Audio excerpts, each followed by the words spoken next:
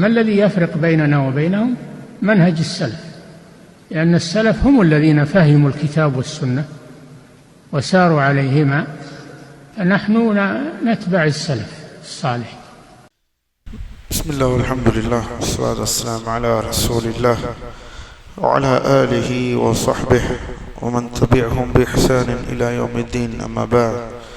السلام عليكم ورحمة الله وبركاته.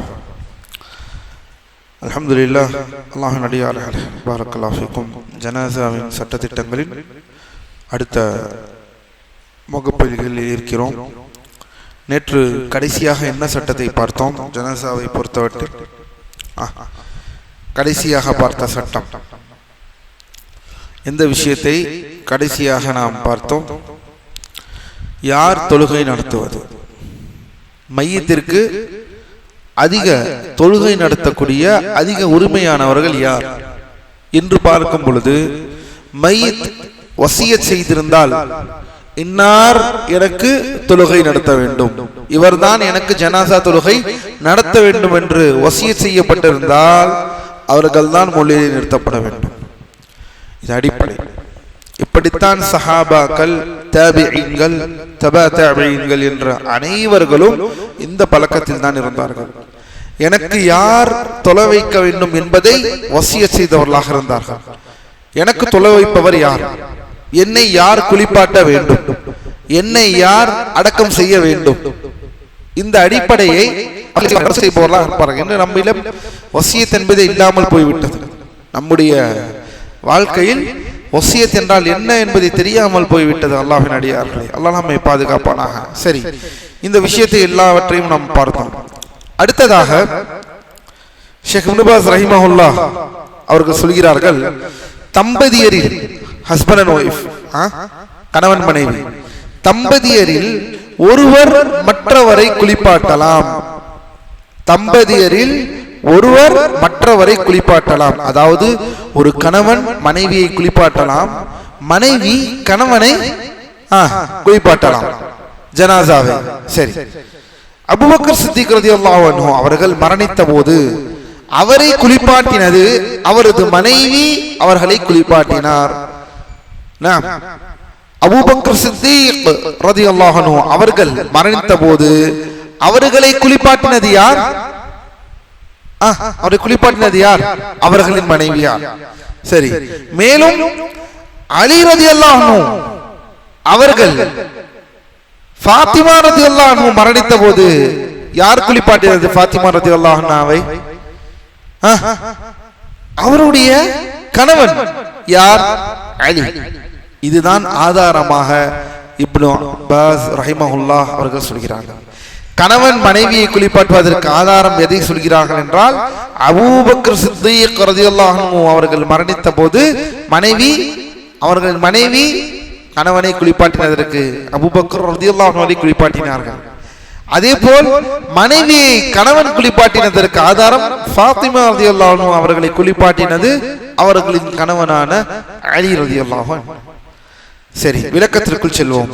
மனைவி தனது கணவரை குளிப்பாட்டலாம் என்பதற்கு அஸ்மா பின்த் உமைஸ் அவர்கள் அபூபக்கர் சித்திக் ரலியல்லாஹு அன்ஹு அவர்களை குளிப்பாட்டிய செய்தியை ஆசிரியர் ரஹிமஹுல்லாஹ் ஆதாரமாக காட்டுகிறார்கள். மனைவி தனது கணவரை குளிப்பாட்டுவது அனுமதிக்கப்பட்டது என்பதில் இஜ்மா. அல்லாஹ்வின் அடியார்களே, நன்றாக கவனியுங்கள். மனைவி தனது கணவரை குளிப்பாட்டுவது அனுமதிக்கப்பட்டது என்பதில் இஜ்மா. ஒரு மனைவி தன் கணவனை குளிப்பாட்டலாம். மரணித்தால் தன் கணவன் மரணித்து விடுகிறார், ஜனாசாவில் இருக்கிறார், அவரை குளிப்பாட்டலாமா? மனைவி தாராளமாக குளிப்பாட்டலாம். இஜ்மா. இஜ்மா என்றால் என்ன? இஜ்மா என்றால் என்ன? இதில் எந்த ஹிலாஃபும் இல்லை. உலமாக்களுக்கு மத்தியில் எந்த ஹிலாஃபும் இல்லை. சரி, கவனியுங்கள். ஆயிஷா ரலியல்லாஹு அன்ஹா அவர்கள் கூறுகிறார்கள், லவ் இஸ்தக்பல்து மினல் அம்ர் மஸ்தக்பர்து மா கஸ்ஸல ரசூலுல்லாஹி ஸல்லல்லாஹு அலைஹி வஸல்லம் இல்லா நிசாஉஹு. ஆயிஷா ரலியல்லாஹு அன்ஹா அவர்கள் சொல்கிறார்கள், இதை நான் முன்னரே அறிந்திருந்தால், அதாவது ஒரு மனைவி கணவனை குளிப்பாட்ட முடியும் என்பதை நான் முன்னரே அறிந்திருந்தால் அல்லது எனக்கு அதிகாரம் இருந்திருந்தால் அல்லாஹ்வின் தூதர் அவர்களை அவரது மனைவியரை தவிர வேறெவரும் குளிப்பாட்டியிருக்க மாட்டார்கள். ஆயிஷா ரலியல்லாஹு அன்ஹா சொல்லி, ஏனெனில் அல்லாஹ்வின் தூதரை குளிப்பாட்டினது ஆயிஷா ரலியல்லாஹு அன்ஹாவா பெண்களா? இல்லை, அல்லாஹ்வின் தூதர் ஸல்லல்லாஹு அலைஹி வஸல்லம் அவர்களை குளிப்பாட்டினது ஆண்கள். ஆனால் ஆயிஷா ரலியல்லாஹு அன்ஹா அவர்கள் என்ன சொல்கிறார்கள் என்றால், இது எங்களுக்கு முன்னாடியே தெரிந்திருந்தால், இது எங்களுக்கு முன்னாடியே தெரிந்திருந்தால் அல்லது இதற்கு ஒரு அதிகாரம் எங்களுக்கு ஒரு வாய்ப்பு இருந்திருந்தால் அல்லாஹ்வின் தூதரை அவரது மனைவியர்களை தவிர வேறு யாரும் குளிப்பாட்டியிருக்க மாட்டார்கள் என்ற அளவிற்கு இந்த விஷயத்தை ஷேக் அரஃபாத் அவர்கள் பதிவு செய்கிறார்கள். இந்த ஹதீஸ் ஹசன் இமாம் அஹ்மதிலே முஸ்னத் அஹ்மதிலே பதிவு செய்யப்பட்டிருக்கிறது. அல்லாஹ்வின் அடியார்களே, சரி, மேலும் வாருங்கள். ஏனெனில் அவர்களுக்கு இடையில் திருமண பந்தம் இன்னும் எஞ்சியுள்ளது. ஏனெனில் இதை தடுக்க யாராலும் முடியாது. ஏன்? மரணித்திருந்தாலும் அவர் இன்னும் என்னவாக இருக்கிறார்? அந்த பெண்ணுடைய கணவராகத்தான் அவர் இருக்கிறார், மரணித்தவர். ஏன்? இந்த பெண் மரணித்ததிலிருந்து இத்தாவில் ஆரம்பித்து விட்டார்கள், இத்தாவில் இருக்கிறார்கள். இத்தாவில் இருக்கும் வரை மரணித்தவர் தனது கணவன், இத்தாவில் இருக்கும் வரை மரணித்தவர் தனது கணவன். எனவே தனது கணவனை குளிப்பாட்டுவதில் எந்த தவறும் இல்லை, தனது கணவனை பார்த்து அவர்களை குளிப்பாட்டுவதில் எந்த தவறும் இல்லை என்பதை உலமாக்கள் விளக்குகிறார்கள். மேலும் கணவன் தனது மனைவியை குளிப்பாட்டலாம் என்பதற்கு ஆதாரம் என்ன? இப்போ இதற்கு முன்னால் பார்த்தது மனைவி கணவனை குளிப்பாட்டுவது. கணவன் மனைவியை குளிப்பாட்டலாம் என்பதற்கு ஆதாரம் அலி ரலியல்லாஹு அன்ஹு அவர்கள் ஃபாத்திமா ரலியல்லாஹு அன்ஹா அவர்களை குளிப்பாட்டினார்கள். ஃபாத்திமா ரலியல்லாஹு அன்ஹா எப்போது மரணித்தார்கள்? யாருக்கு தெரியும்? ஃபாத்திமா ரலியல்லாஹு அன்ஹா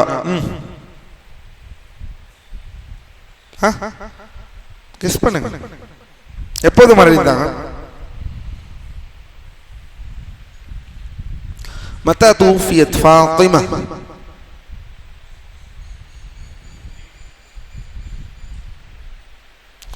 அல்லாஹ்வின் தூதர் ஸல்லல்லாஹு அலைஹி வஸல்லம் அவர்கள் மரணத்திற்கு பிறகு வெகு நாட்கள் வாழவில்லை. ஃபாத்திமா ரலியல்லாஹு அன்ஹா அஹ்சன், மாஷா அல்லாஹ். நாம் 11 ஹிஜ்ரி 11 ஹிஜ்ரியில் ஃபாத்திமா ரலியல்லாஹு அன்ஹா அவர்கள் மரணித்து விட்டார்கள். எனவே அல்லாஹ்வின் தூதர் ஸல்லல்லாஹு அலைஹி வஸல்லம் அவர்கள் மரணத்திற்கு பிறகு வெகு நாட்கள் 6 மாத 7-8 மாத காலங்களே உலமாக்கள் சொல்கிறார்கள் ஃபாத்திமா ரலியல்லாஹு அன்ஹா அவர்கள் உயிர் வாழ்ந்தது. சரி, பாடத்திற்குள் வருவோம். அவர்களை குளிப்பாட்டின செய்தியை இப்னு பாஸ் ரஹிமஹுல்லாஹ் அவர்கள் ஆதாரமாக காட்டுகிறார்கள். எதற்கு? கணவன் மனைவியை குளிப்பாட்டலாம் என்பதற்கு. இதுவே பெரும்பான்மை அறிஞர்களின் ஜும்ஹூரின் கருத்தாகும். கணவன் மனைவியை குளிப்பாட்டலாம் என்பதற்கு இதுவே பெரும்பான்மையான அறிஞர்கள் ஜும்ஹூரின் கருத்தாக இருக்கிறது என்று சொல்கிறார்கள். ஆயிஷா ரலியல்லாஹு அன்ஹா அவர்கள் அறிவிக்கக்கூடிய ஹதீஸில் பாருங்கள், கவனிங்கள் அல்லாஹ்வின் அடியார்களே, நபி அவர்கள் இதற்கு ஆதாரம் கணவன் மனைவியை குளிப்பாட்டலாம் என்பதற்கு ஆதாரம் அல்லாஹ்வின் தூதர் ஸல்லல்லாஹு அலைஹி வஸல்லம் அவர்கள் சொல்வதாக வருகிறது. ஹசனான ஹதீஸ். அல்லாஹ்வின் தூதர் ஸல்லல்லாஹு அலைஹி வஸல்லம் சொல்கிறார்கள், எனக்கு முன்னால் ஆயிஷா ரலியல்லாஹு அன்ஹா பார்த்து, எனக்கு முன்னால் நீ மரணித்து விட்டால். யார் சொல்கிறார்? அல்லாஹ்வின் தூதர் ஆயிஷா ரலியல்லாஹு அன்ஹா அவர்களை பார்த்து சொல்கிறார்கள், எனக்கு முன்னால் நீ மரணித்து விட்டால் உனக்கு எவ்வித பாதிப்பும் இல்லை, உனக்கு எவ்வித பிரச்சனையும் இல்லை. ஏனெனில் நானே உன்னை குளிப்பாட்டி உனக்கு கஃனிட்டு உனக்கு தொடுகை நடத்தி உன்னை அடக்கம் செய்வேன். யார் சொல்கிறார் இதை? ரசூலுல்லாஹி ஸல்லல்லாஹு அலைஹி வஸல்லம் தனது மனைவியிடம் இதை பேசுகிறார்கள். அல்லாஹ்வின் தூதர் ஸல்லல்லாஹு அலைஹி வஸல்லம் இதை யாரிடம் சொல்கிறார்கள்? ஆயிஷா ரலியல்லாஹு அன்ஹா அவர்கள் சொல்கிறார்கள். அல்லாஹ்வின் அடியார்களே, எனக்கு முன்னால் நீ மரணித்து விட்டால் ஆயிஷா, ஒருவேளை உனக்கு எவ்வித பிரச்சனையும் இல்லை, இன்ஷா அல்லாஹ் நானே உன்னை குளிப்பாட்டி உனக்கு கஃனிட்டு உனக்கு தொழுகை நடத்தி உன்னை அடக்கம் செய்வேன். ஒரு கணவன் தன் மனைவியிடம் சொல்வர், அல்லாஹ்வின் தூதர் ஆயிஷா ரலியல்லாஹு அன்ஹா அவர்களிடம். இது மாபெரும் ஆதாரமாக உலமாக்கள் சொல்கிறார்கள். கணவன் மனைவியை குளிப்பாட்டலாம். மனைவியை வெறும் பெண்கள் தான் குளிப்பாட்ட வேண்டும் என்று அல்ல, கணவன் குளிப்பாட்டலாம். அதே போல் மனைவி கணவனை குளிப்பாட்டலாம் என்று தெளிவாக இந்த இடத்திலே விவரிக்கிறார்கள். சரி, அடுத்ததாக பார்ப்போம். கணவன் தனது மனைவியை குளிப்பாட்டுவது அனுமதிக்கப்பட்டது என்பதற்கு இது தெளிவான ஆதாரமாகும். மேலும் அப்துல் ரஹ்மான் இப்னு அஸ்வத் வழியாக இப்னு மஸ்ஊத் ரலியல்லாஹு அன்ஹு அவர்கள் அறிவிக்கப்படுகிறது, இப்னு மஸ்ஊத் அவர்கள் தனது மனைவியை குளிப்பாட்டினார்கள் என அறிவிக்கப்பட்டுள்ளது. இப்னு மஸ்ஊத் ரலியல்லாஹு அன்ஹு என்ன செய்தார்கள்? தங்களது மனைவியை குளிப்பாட்டினார்கள் என்று மார்க்கத்தில் அறிவிக்கப்பட்டுள்ளது. இப்னு அப்பாஸ் அவர்கள் கூறுகிறார்கள், ஒரு மனிதன் தனது மனைவியை குளிப்பாட்டுவதற்கு மிகவும் தகுதியானவன். ஒரு மனிதன் தனது மனைவியை குளிப்பாட்டுவதற்கு மிகவும் தகுதியானவன். சரி, இதில் ஏதாவது ஹிலாஃப் இருக்கிறதா? ஆம், ஹிலாஃப் இருக்கிறது. என்ன ஹிலாஃப் இருக்கிறது? ஹனஃபி மத்ஹபில் இது ஹராம் என்று சொல்கிறார்கள். இவ்வளவு ஆதாரம் இருக்கிறது அல்லாஹ்வின் அடியார்களே. இருந்தாலும் ஷேக் அரஃபாத் அவர்கள் பதிவு செய்கிறார்கள், ஹனஃபி மத்ஹபினர் இது ஹராம் என்றும் இதற்கு தடை உள்ளது என்று கருதுகிறார்கள். ஏனெனில் மரணம் என்பது ஒரு பிரிவாகும். அது பிரிந்து விட்டது என்றால், ஒரு கணவன் அதாவது மனைவி மரணித்து விட்டார் என்றால், அது ஒருவரது மனைவியின் சகோதரியை திருமணம் செய்வதையோ அல்லது அவருக்கு பதிலாக 4 பெண்களை திருமணம் செய்வதையோ இது அனுமதிக்கிறது. ஏனெனில் இது ஒரு அந்நியனாக மாறிவிடுகிறார் அந்த கணவன். அவருக்கு பின்பு அடுத்தது அவர் நிக்கா செய்யக்கூடிய நிலையில் இருக்கிறார். அவர் மஹரமாக இல்லாமல் இருக்கிறார். அந்த மனைவி பந்தம் எல்லாம், கணவன் மனைவி பந்தம் எல்லாம் மரணத்தோடு என்னவாகி விடுகிறது? மரணத்தோடு முடிவடைந்து விடுகிறது. எனவே கணவன் இவ்வாறு செய்யக்கூடாது, அவர் செய்ய இதற்கு அனுமதி இல்லை, இது ஹராம் என்றெல்லாம் ஹனஃபி மத்ஹபில் பதிவு செய்திருப்பதை ஷேக் அவர்கள் இந்த இடத்தில் சொல்கிறார்கள். ஆனால் அல்லாஹ்வின் அடியார்களே, அனுமதிக்கப்பட்டது என்பதுதான் சரியான கருத்து. அதை தெளிவாக நாம் ஆதாரத்தோடு பார்த்தோம். அல்லாஹ்வின் தூதர் தன் மனைவியிடம் சொல்லியிருக்கிறார்கள், அபூபக்கர் சித்திக் ரலியல்லாஹு அன்ஹுவை குளிப்பாட்டினது அவர்களின் மனைவி என்ற பல அத்தியாயங்கள், பல விஷயங்கள் நமக்கு இதிலிருந்து கிடைக்கிறது. எனவே வலில்லாஹில் ஹம்த், இதில் எந்த மாற்று கருத்தும் இல்லை. அல்லாஹ்வை நன்கு அறிந்தவர். அடுத்த விஷயம், ஜனாசா தொழுகை முறை. ஜனாசா தொழுகை முறைக்குள் செல்கிறோம். அல்ஹம்துலில்லாஹ், மையத்தை எப்படி குளிப்பாட்டுவது, மையத்தை எப்படி சரி செய்வது என்ற அனைத்து விஷயத்தையும் பார்த்த நாம் இப்போது யார் தொழ வைக்க வேண்டும் என்பதை பார்த்த நாம் இப்போது நாம் எதற்குள் செல்கிறோம் என்றால் ஜனாசா தொழுகை முறைக்குள் செல்கிறோம். முதலில் இப்னு பாஸ் ரஹிமஹுல்லாஹ் அவர்கள் என்ன சொல்கிறார்கள் என்பதை பார்ப்போம். பிறகு ஷேக் அரஃபாத் ஹஃபிதஹுல்லாஹ் அவர்களின் விளக்கத்தை பார்ப்போம். முதலில் ஜனாசா தொழுகையின் முறை. 4 தக்பீர்கள் கூற வேண்டும். 4 தக்பீர்கள் கூற வேண்டும். இந்த தக்பீருடைய விளக்கத்தை பின்னால் பார்ப்போம் இன்ஷா அல்லாஹ். அல்லாஹ்வின் அடியார்களே, முதல் தக்பீருக்கு பிறகு சூரத்துல் ஃபாத்திஹா ஓத வேண்டும். அதனுடன் ஒரு சிறிய சூறாவையோ அல்லது சிறிய வசனங்களையோ ஓதுவது நன்மை, நல்லது என்று சொல்கிறார்கள். ஜனாசா தொழுகை 4 தக்பீர்கள். இப்னு பாஸ் ரஹிமஹுல்லாஹ் அவர்கள் சொல்வதை தான் முதலில் பார்க்கிறோம், பின்னால் தான் நாம் விளக்கம் பார்க்க போகிறோம். முதல் தக்பீருக்கு பிறகு சூரா ஃபாத்திஹா ஓத வேண்டும். அதனுடன் சூரா ஃபாத்திஹாவுடன் சேர்ந்து, அல்ஹம்து சூராவுடன் சேர்ந்து ஒரு சிறிய சூறாவையோ அல்லது ஒரு சில வசனங்களை ஓதுவது நல்லது, அது ஏதும் தவறு இல்லை. இது குறித்து இப்னு அப்பாஸ் ரலியல்லாஹு அன்ஹுமா அவர்கள் வழியாக சஹீஹான செய்தி ஹதீஸ் அறிவிக்கப்பட்டுள்ளது. இது முதலில். பிறகு இரண்டாவது தக்பீர் கூறி அத்தஹியாத்தில் ஓதுவது போன்று நபி அவர்கள் ஸல்லல்லாஹு அலைஹி வஸல்லம் அவர்கள் மீது ஸலவாத் ஓத வேண்டும். இது இரண்டாவது தக்பீர். பிறகு மூன்றாவது தக்பீர் கூறி பின்வரும் இந்த துஆவை ஓத வேண்டும். மூன்றாவது தக்பீரை கூறி பின்வரும் இந்த துஆவை ஓத வேண்டும். அது என்ன துஆ? நீண்ட துஆ. அல்லாஹ் நாடினால் இன்ஷா அல்லாஹ் இது நூலாக வெளிவரும் பொழுது இதில் இந்த துஆக்கள் யாவும் இருக்கும்.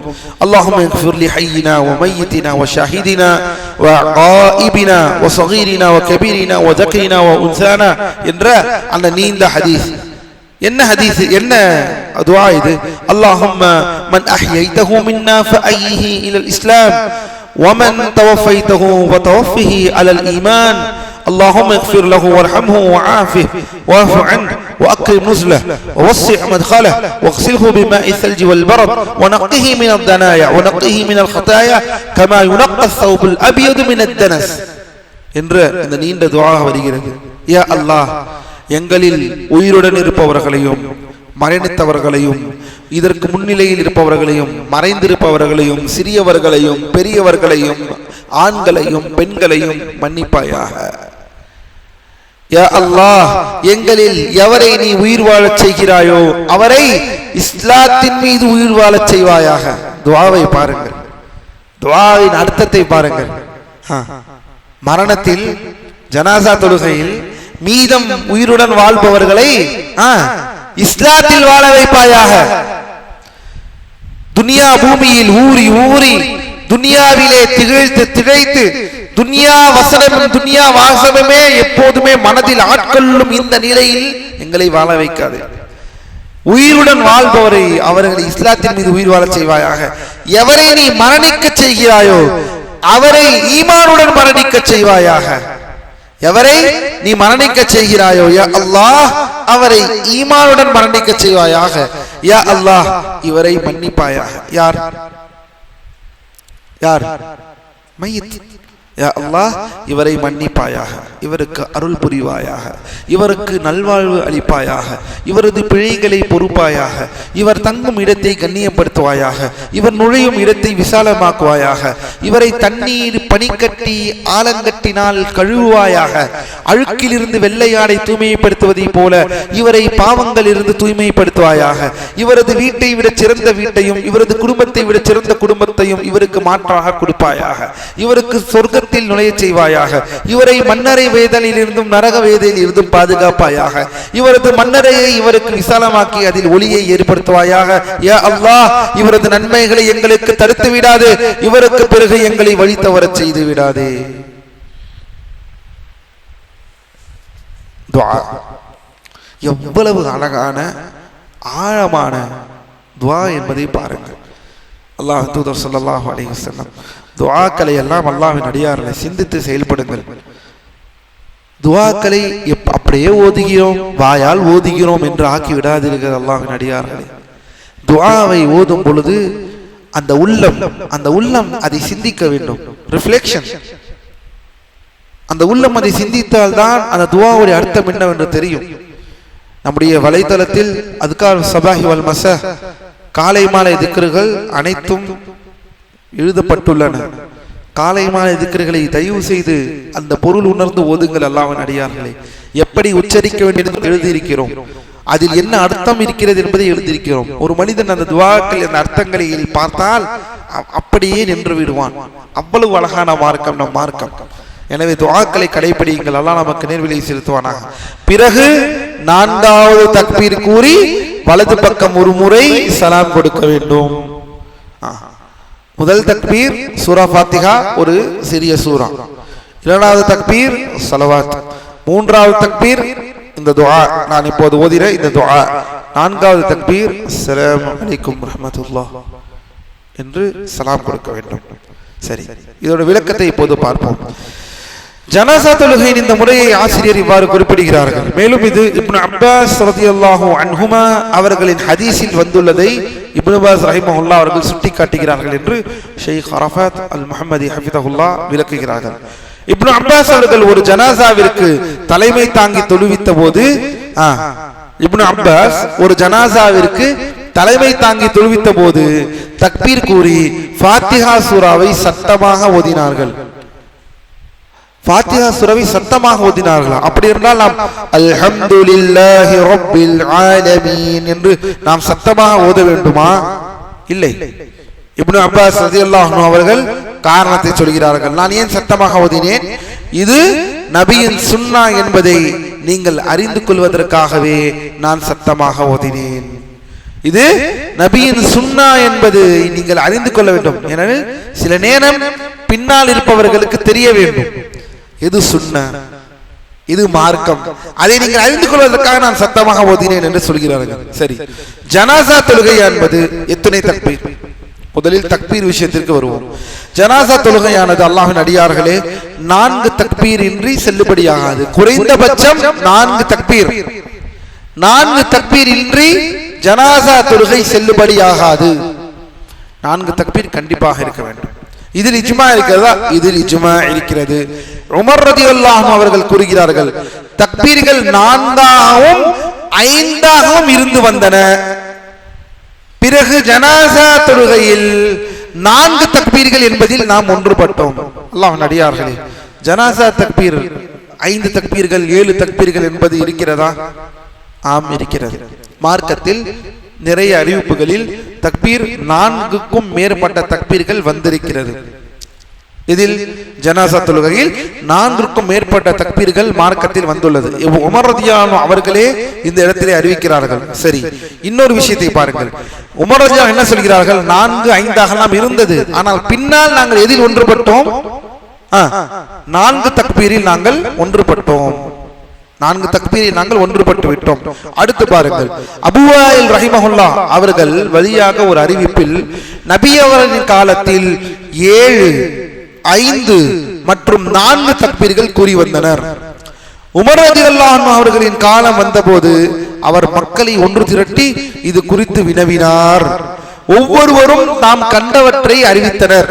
சில நேரம் ஒரே செயல் சஹாபாக்கள் நிறைய பேர் அல்லாஹ்வின் தூதர் இப்படியும் செய்திருக்கிறார்கள் இப்படியும் செய்திருக்கிறார்கள் என்று அறிவிக்கும் பொழுது அதை அனைத்தையும் சஹாபி என்ன செய்வார்கள்? ஒரு கலீஃபா எல்லாரையும் அழைத்து இதை பற்றி வினவுவார்.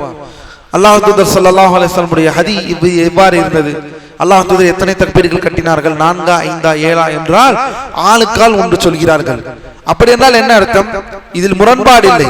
சில நேரம் இப்படி, சில நேரம் அப்படி என்று நாம் புரிந்து கொள்ள வேண்டும். அல்லாஹ்வின் அடியார்களே, செய்திகளில் முரண்பாடை உடனடியாக பார்க்காதீர்கள். எல்லா செய்திகளும் முரண்பட வேண்டும் என்று அல்ல. சில நேரம் அல்லாஹ்வின் தூதர் ஸல்லல்லாஹு அலைஹி வஸல்லம் வெவ்வேறு விதமாக அதை செய்திருப்பார்கள். எடுத்துக்காட்டாக சொன்னால், சஜிதாவை 2 சஜிதாவிற்கு நடுவில் அமர்வது, 2 சஜிதாவிற்கு நடுவில் அமர்வது, இது 2 சஜிதாவின் நடுவில் இது ஒரு அமர்வு. சரியா? இப்போ அந்த மாதிரி உட்காருங்க. அந்த 2 காலை துதிக்கி வச்சு அது மேல உட்காருங்க. 2 சஜிதாவிற்கு நடுவில் அல்லாஹ்வின் தூதர் எப்படியும் அமர்ந்திருக்கிறார்கள். இந்த அமர்வுக்கு பெயர் இக்ஆ. இந்த அமர்வுக்கு பெயர் என்ன? இக்ஆ. சாதாரண அமருங்க. இது ஒரு அமர்வு. இதுவும் பதிவு செய்யப்பட்டுள்ளது, இதுவும் பதிவு செய்யப்பட்டுள்ளது. ஜஸாக்கல்லாஹ். இதை பார்த்து அல்லாஹ்வின் தூதர் ஒரு இடத்தில் இதை செய்திருக்கிறார்கள், இன்னொரு இடத்தில் இதை செய்திருக்கிறார்கள். ஆம், சில நேரம் இப்படியும் செய்வார்கள் ஸல்லல்லாஹு அலைஹி வஸல்லம், சில நேரம் இப்படியும். இந்த அடிப்படையில் நாம் புரிய வேண்டும் என்று அவர்கள் கேட்கிறார்கள். இறுதியில் அவர்களை, ஆனால் கடைசியில் உமர் ரலியல்லாஹு அன்ஹு எதில் ஒன்று திரட்டுகிறார்கள்? 4 தக்பீர்களில் ஒன்று திரட்டுகிறார்கள். இறுதியில் ஒரு கலீஃபா உமர் ரலியல்லாஹு அன்ஹு அவர்கள் 4 தக்பீரில் ஒன்று திரட்டும்படி சொல்கிறார்கள். அல்லாஹ்வின் அடியார்களே, 4 தக்பீர்களுக்கும் அதிகமான எண்ணிக்கையில் தக்பீர் கூறுவது குறித்து ஆதாரபூர்வமான ஹதீஸ்கள் வந்துள்ளன. நபி அவர்கள் 5, 6 மற்றும் 9 தக்பீர்களை கூறியுள்ளார்கள். ஸைத் இப்னு அர்கம் 9. எத்தனை தக்பீர்கள்? 9 தக்பீர்கள். ஸைத் இப்னு அர்கம் ரலியல்லாஹு அன்ஹு அவர்கள் ஜனாசாக்களுக்கு 4 தக்பீர்கள் கூறி வந்தார்கள். ஒரு முறை ஒரு ஜனாசாவிற்கு 5 தக்பீர்கள் கூறினார்கள். இது குறித்து அவரிடம் கேட்கப்பட்ட போது அல்லாஹ்வின் தூதர் இவ்வாறே கூறி வந்தார்கள். ஸைத் இப்னு அர்கமிடம் கேட்கப்படுகிறது, ஸைத், என்ன நீங்கள் 5 தக்பீர்கள் கூறுகிறீர்கள்? இது அல்லாஹ்வின் தூதர் ஸல்லல்லாஹு அலைஹி வஸல்லம் இவ்வாறு கூறி வந்தார்கள் என்று சொல்கிறார்கள். ஸைத் இப்னு அர்கம் அவர்கள் பதில் சொல்கிறார்கள், ஏன் 5 தக்பீர்கள் தொழுகைக்கு பயன்படுகிறீர்கள்? ஜனாசாவிற்கு அல்லாஹ்வின் தூதர் இவ்வாறு செய்தார்கள். அலி ரலியல்லாஹு அன்ஹு அவர்கள் ஸுஹைப் இப்னு ஹுனைஃப் அவர்களுக்கு தொழுகை நடத்திய போது 6 தக்பீர்கள் கூறினார்கள் என்று வந்துள்ளது. அலி ரலியல்லாஹு அன்ஹு அவர்கள் ஒருவருக்கு தொழுகை நடத்தும் பொழுது 6 தக்பீர்கள் கூறி வந்தார்கள் என்று அறிவிக்கப்பட்டுள்ளது. கவனியுங்கள் அல்லாஹ்வின் அடியார்களே, இந்த விஷயத்தை நாம் தெளிவாக பார்த்தோம் என்றால், அலி ரலியல்லாஹு அன்ஹு அவர்கள் அபூ கதாதா அவர்களுக்கு ஜனாசா தொழுகை நடத்தினார்கள். அப்போது அவர்கள் 7 தக்பீர்கள் கூறினார்கள் என்று வந்துள்ளது. அல்கமா ரஹிமஹுல்லாஹ் அவர்கள் அப்துல்லாஹ் இப்னு மஸ்ஊத் அவர்களிடம் ஷாம் தேசத்தில் உள்ள சகோதரர்கள் ஜனாசா தொழுகையில் 5 தக்பீர்கள் கூறுகிறார்கள், நாங்கள் பின்பற்றுவது பின்பற்றுவதற்கு ஒரு குறிப்பிட்ட நேரத்தையோ அல்லது எண்ணிக்கையோ எங்களுக்கு வகுத்து தரக்கூடாதா என்று கேட்டார்கள். அல்கமா கேள்விப்பட்டிருக்கிறீர்களா? அல்கமா இப்னு அபி வக்காஸ் பெரும் தாபிஈ, மாபெரும் ஒரு இமாம் அல்கமா. மேலும் அது யார் அவர்கள்? இப்னு மஸ்ஊத் அவர்களின் மாணவர். இப்னு மஸ்ஊத் அவர்களின் மாணவர் அல்கமா. அல்கமா சொல்கிறார்கள், இப்னு மஸ்ஊதிடம், சஹாபியிடம், ஷாம் தேசத்தில் உள்ள சகோதரர்கள் ஜனாஸா தொழுகையில் 5 தக்பீர்கள் கூறுகிறார்கள். இமாமே 5 தக்பீர்கள் கூறுகிறார்கள். அதாவது நாங்கள் பின்பற்றுவதற்கு ஒரு குறிப்பிட்ட நேரத்தை, ஒரு குறிப்பிட்ட எண்ணிக்கை எங்களுக்கு நீங்கள் வகுத்து தரக்கூடாதா? என்னதான் செய்வது? தக்பீரை 4, 5 அல்லது 6 அல்லது 7 என்ன என்று கேட்கும் பொழுது இப்னு மஸ்ஊத் சிறிது நேரம் மௌனமாக இருக்கிறார்கள். இதை கேட்டதற்கு பிறகு இப்னு மஸ்ஊத் ரலியல்லாஹு அன்ஹு அவர்கள் சிறிது நேரம் மௌனமாக இருந்துவிட்டு பின்வருமாறு கூறுகிறார்கள். பின்வருமாறு என்ன கூறுகிறார்கள்? உங்கள் ஜனாசாக்களை நீங்கள் பாருங்கள். உங்கள் இமாம்கள் எத்தனை தக்பீர் கூறுகிறார்களோ அத்தனை தக்பீர்கள் நீங்களும் கூறுங்கள். இதற்கு ஒரு குறிப்பிட்ட நேரமோ அல்லது வரையறுக்கப்பட்ட எண்ணிக்கையோ இல்லை. யார் சொல்கிறார்கள்? இப்னு மஸ்ஊத் அல்கமா அவர்களிடம் இதை சொல்கிறார்கள். உங்கள் இமாம் எத்தனை தொழுகை வைக்கிறார்களோ அத்தனை தக்பீர் நீங்கள் சொல்லிவிடுங்கள்.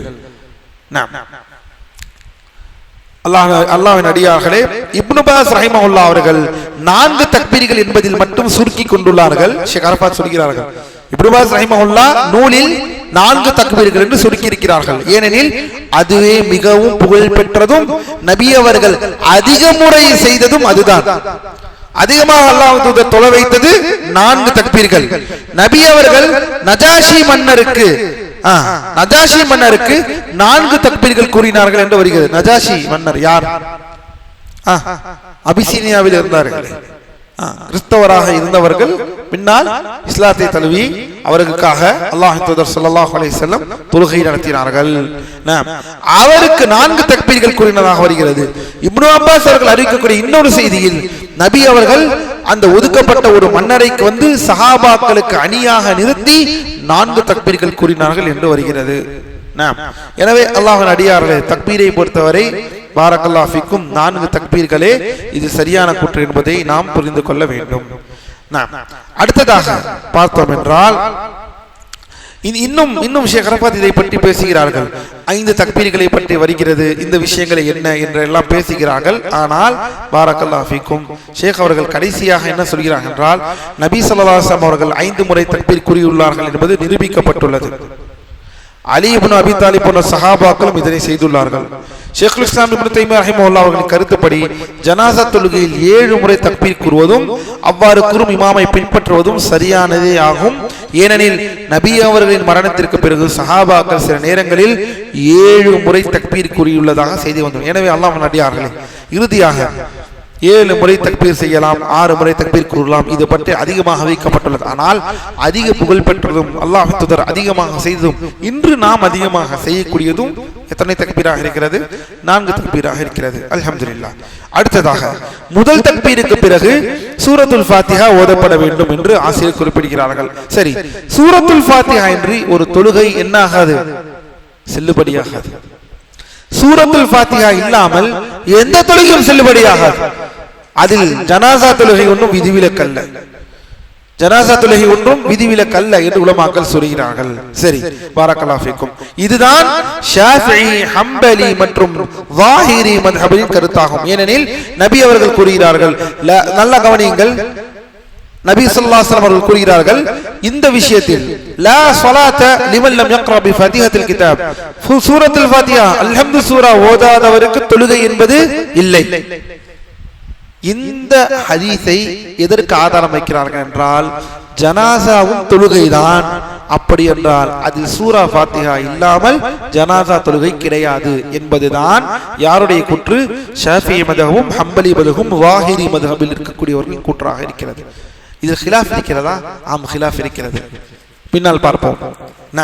இந்த ஹதீஸ், இந்த பொதுவான ஹதீஸ் பாரக்கல்லாஹு ஃபீக்கும் தொழுகை என்று வந்துள்ளது. சில பேர் சொல்லலாம், இது தொழுகைக்கு தானே வந்துள்ளது, ஐவேளை தொழுகைக்கு தானே வந்துள்ளது. இது உலமாக்கள் சொல்கிறார்கள், இது ஜனாசா தொழுகை, உபரியான தொழுகை, கடமையான தொழுகை, கிரகண தொழுகை, அல்லது மழை வேண்டி தொழுகை என ஒரு முஸ்லிம் தொழும் அனைத்து தொழுகைக்கும் இந்த ஹதீஸ் பொருந்தும் என்று சொல்கிறார்.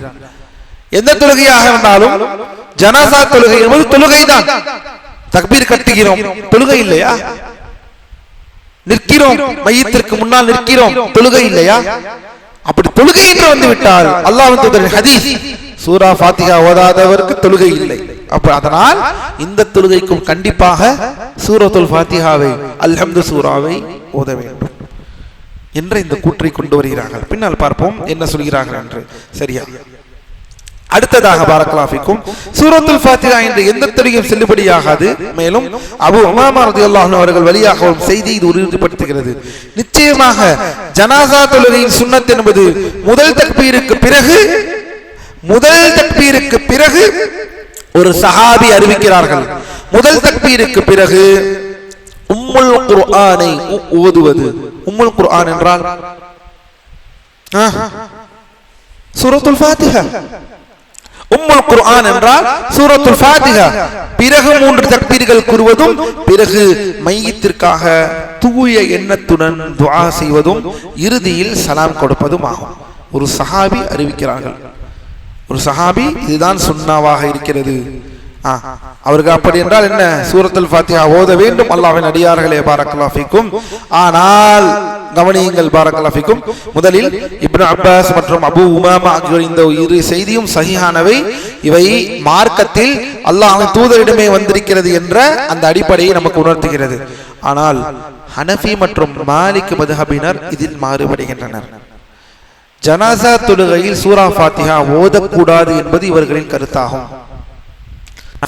மாலிகி மذஹபை விடுங்கள், மாலிகி மذஹப் நம் நாட்டில் இல்லை, இருந்தாலும் தெரிந்து கொள்ளலாம். ஹனஃபி மذஹபுடைய கூற்று என்னவா இருக்கிறது என்றால், ஜனாசா தொழுகையில் சூரத்துல் ஃபாத்திஹா ஓதக்கூடாது என்பது இவர்களின் கருத்தாகும். என்ன ஆதாரம்? ஏன் ஜனாசா தொழுகையில் சூரா ஃபாத்திஹா ஓதக்கூடாது என்று சொல்கிறார்கள்? அவர்கள் நபி அவர்களின் பின்வரும் கூற்றை ஆதாரமாக கொள்கிறார்கள். என்ன கொள்கிறார்கள் என்றால், அல்லாஹ்வின் தூதர் ஸல்லல்லாஹு அலைஹி வஸல்லம் சொல்கிறார்கள், இதா ஸல்லைதும் அலல் மையித் ஃபஅக்லிஸு லஹு அத்துஆ.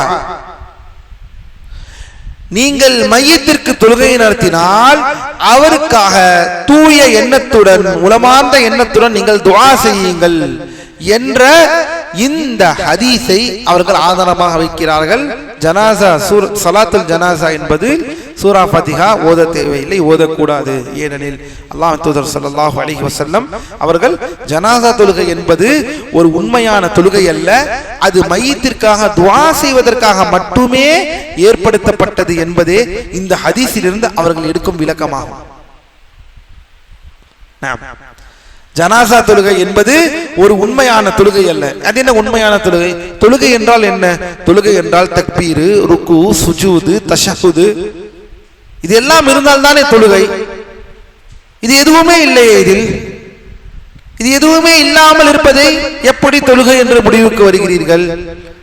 அல்லாஹ்வின் தூதரும் துஆவை செய்யுங்கள். இதை நீங்கள் ஒரு மையத்திற்கு நீங்கள் தொழுகை நடத்தினா அவர்களுக்கு நீங்கள் தூய எண்ணத்தில் துஆ செய்யுங்கள். அப்படி என்றால் ஜனாசா என்பது அவர்கள் செய்ய விரும்பும் துஆ என்று சொல்கிறார்கள். ஆனால் அல்லாஹ்வின் அடியார்களே, இதற்கு ஷரஃபாத் என்ன பதில் சொல்கிறார்கள் என்பதை பாருங்கள். இதுக்கு ஒரு வாதம், இதற்கு ஒரு பிரதி. இந்த வாதத்திற்கு என்ன பதில் அளிக்கிறார்கள்? ஜனாசா தொழுகை துஆவிற்காக ஏற்படுத்தப்பட்டது என்பது இதற்காக வந்துள்ள பிரத்யேகமான ஆதாரங்களின் மூலம் உறுதியாக உள்ள சூரத்துல் ஃபாத்திஹாவின் அவசியத்திற்கு, அது ஃபர்த் என்பதற்கு முரணானதல்ல. துஆ செய்யுங்கள், ஆனால் இதை எப்படி சூரா ஃபாத்திஹா ஓதக்கூடாது என்பதை நீங்கள் முரணாக பார்க்கிறீர்கள் என்றுதான் கேள்வி. என்ன முகாந்திரம் இருக்கிறது? ஓதக்கூடாது என்று சொல்வதற்கு என்ன முகாந்திரம் இருக்கிறது? ஏனெனில் அது ஒரு தொழுகையாக இருக்கிறது, தக்பீராக இருக்கிறது. அல்லாஹ்வின் தூதர் இந்த ஹதீஸ் என்ன சொல்கிறார்கள்? இதா ஸல்லைதும் அலல் மையித், நீங்கள் மையத்திற்கு தொழுகை நடத்தினால் என்று வருகிறது. மையத்திற்கு தொழுகை நடத்தினால் நீங்கள் துஆ கேளுங்கள் என்ற அந்த வாசகம் அது எப்படி ஃபாத்திஹாவை ஓதக்கூடாது என்ற சட்டத்தை தருகிறது என்று கேட்கிறார்கள். ஃபிக்ஹை படிக்கும் பொழுது, ஹிலாஃபை படிக்கும் பொழுது உள்ளம், அதாவது மூளை மலம் என்னவாகும்? கூர்மையாகும். மார்க்க புரிதல்களை அல்லாஹ் நமக்கு தருவான். மார்க்க புரிதலை விளங்குவதற்கு இது ஒரு வாய்ப்பாக அமைகிறது. மேலும் இப்னு மஸ்ஊத் ரலியல்லாஹு அன்ஹு அவர்கள் கூற்றையும் அவர்கள் ஆதாரமாக கொள்கிறார்கள். இது ஒரு பதில் நாம் சொன்னோம். இதை தடுக்கவில்லையே சூரா ஃபாத்திஹா ஓதுவதிலிருந்து. வேற ஏதாவது ஆதாரம் இருக்கிறதா? ஹனஃபி மذஹபினரும் மாலிகி மذஹபிற்கும் ஜனாசா தொழுகையில் சூரா ஃபாத்திஹா ஓதக்கூடாது என்பது ஜனாசா தொழுகையில் இன்னதுதான் சொல்ல வேண்டும் என்றோ அல்லது யார் இப்னு மஸ்ஊத் அவர்கள் கூறுகிறார்கள் ஜனாசா தொழுகையில் இதுதான் சொல்ல வேண்டும் அல்லது இதைதான் ஓத வேண்டும் என்று எங்களுக்கு வரையறுக்கப்படவில்லை. இமாம் எத்தனை தக்பீர் கூறுகிறாரோ அத்தனை தக்பீர் கூறுங்கள், அழகிய வார்த்தைகளை துஆவை அதிகப்படுத்துங்கள். இதையும் ஆதாரமாக வைக்கிறார்கள். ஹனஃபி மذஹபினர் மாலிகி மذஹபினர் இவர்கள் இருவரும் எதனை ஆதாரமாக வைக்கிறார்கள்? இப்னு மஸ்ஊதின் கூற்றை ஆதாரமாக வைக்கிறார்கள். இப்னு மஸ்ஊதின் கூற்று முதலில் அல்லாஹ்வின் அடியார்களே இந்த கூற்று பலவீனமானது, தஈஃப் என்று முதலில் இந்த இடத்திலே ஷேக் அரஃபாத் பதிவு செய்கிறார்கள். ஆனால் இவர்கள் எதை இந்த என்ன விஷயத்தில் ஆதாரம் வைக்கிறார்கள்? இப்னு மஸ்ஊத் அவர்கள் சொல்கிறார்களாம் ரலியல்லாஹு அன்ஹு ஜனாசா தொழுகையில் இன்னதுதான் ஓத வேண்டும், இன்னதுதான் சொல்ல வேண்டும் என்றோ எங்களுக்கு இதைத்தான் ஓத வேண்டும் என்றோ எங்களுக்கு வரையறுக்கப்படவில்லை. இமாம் எத்தனை தக்பீர் கூறுகிறார்களோ அத்தனை தக்பீர் கூறுங்கள், அழகிய வார்த்தைகளை துஆவை அதிகப்படுத்துங்கள். சரி, இந்த வாதத்திற்கு இரு வழியில் பதிலளிக்கிறார்கள் ஷேக் அரஃபாத். இந்த வாதத்திற்கு இரு வழியில் பதிலளிக்கிறார்கள். முதலாவது, இதில் இடம்பெற்றுள்ள இந்த ஓதுதல் இல்லை என்ற அந்த பதம் பலவீனமானது. நான் ஏற்கனவே சொன்னது போல் இப்னு மஸ்ஊத் அவர்கள் மூலமாக அறிவிக்கப்பட்ட இந்த செய்தி பலவீனமானது முதலில். இரண்டாவது, அல்லாஹ்வின் அடியார்களே பாரக்கல்லாஹு ஃபீக்கும், இப்னு அபி ஷைபா ரஹிமஹுல்லாஹ் அவர்கள் பதிவு செய்துள்ள ஒரு செய்தியில் ஓதுதல் இல்லை என்ற கருத்திற்கு முரணாக உள்ளது. அது அப்துல்லாஹ் இப்னு மஸ்ஊத் அவர்கள் நான் ஜனாசா தொழுகையில் ஃபாத்திஹா சூராவை ஓதினேன் என கூறியுள்ளார்கள் என்று வந்துள்ளது. ஜனாசா தொழுகையில் நான் ஃபாத்திஹா, வேறு அறிவிப்பில் ஜனாசா தொழுகையில் நான் ஃபாத்திஹா சூராவை ஓதினேன் என்று தெளிவாக வந்துள்ளது என்று வருகிறது. இதுவே இதற்கு ஆதாரம். அதாவது ஹனஃபி மذஹபில் சொன்ன அந்த இரண்டு வாதத்திற்கும் இப்போது பதிலளித்திருக்கிறோம். ஒன்று, மையத்திற்கு நீங்கள் தொழுகை நடத்தினால் நீங்கள் துஆவை நீங்கள் அவருக்கு தூய எண்ணத்தில் செய்யுங்கள் என்று சொல்வது ஃபாத்திஹாவை ஓதக்கூடாது என்பதற்கு என்ன ஆதாரம்? இது ஒன்று.